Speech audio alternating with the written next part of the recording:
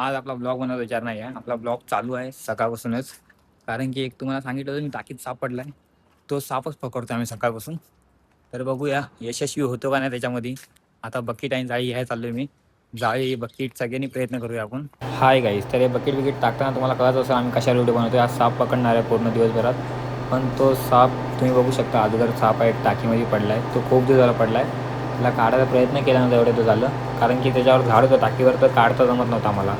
आज तो झाड कापला गेला आहे आणि आज आम्ही फुल प्रयत्न केला दिवसभर पकडायचा.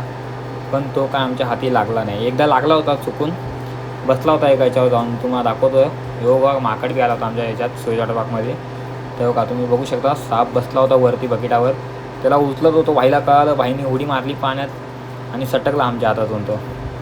तर असेच चांगले व्हिडिओ बघायसाठी आपल्याला सबस्क्राईब करून घ्या, लाईक करा. आणि साप उद्यापर्यंत आपल्याकडे टाईम आहे. उद्या त्याला काढायचंच आहे काय बी करून, कारण की खूप दिवसाला पडला आहे, तो थकला आहे पूर्ण. त्याला भेटूया उद्या परत.